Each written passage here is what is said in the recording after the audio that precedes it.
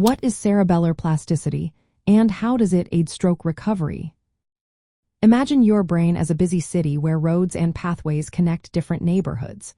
When a stroke hits, some of these roads get blocked or damaged, making travel difficult.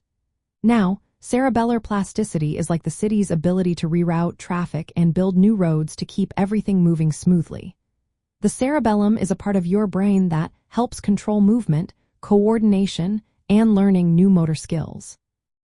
When it undergoes plasticity, it can change its structure and function to help recover from injury, especially after a stroke affecting motor pathways. Cerebellar plasticity involves the brain's ability to reorganize itself by forming new connections between neurons, strengthening existing synapses, and even growing new neural pathways. This process is crucial after a stroke because it allows the brain to adapt and compensate for lost functions.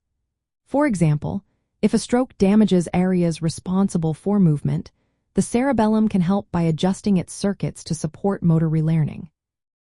It can also influence the motor cortex, which is the brain area that controls voluntary movement, to enhance recovery.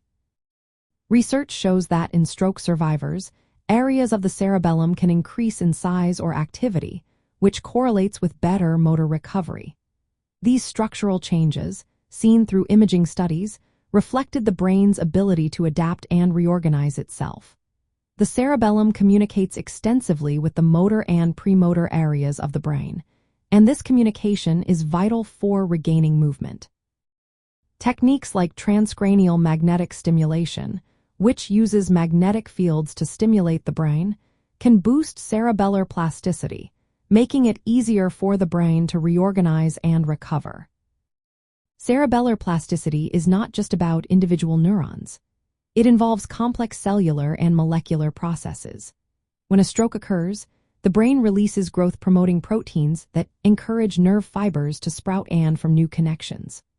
Neurotransmitters like glutamate and gamma-aminobutyric acid help regulate this process, while neurotrophic factors such as brain-derived neurotrophic factor support neuron survival and growth. These mechanisms create an environment that favors recovery and adaptation. Overall, cerebellar plasticity plays a key role in helping the brain recover after a stroke. It allows the cerebellum to adapt its structure and function, support motor relearning, and work together with other brain regions to restore movement and coordination. Rehabilitation therapies often aim to enhance this plasticity through targeted exercises and neuromodulation techniques.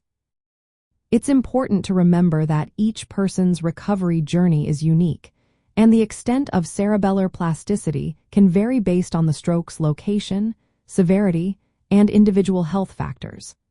Always consult healthcare professionals for personalized advice and treatment options.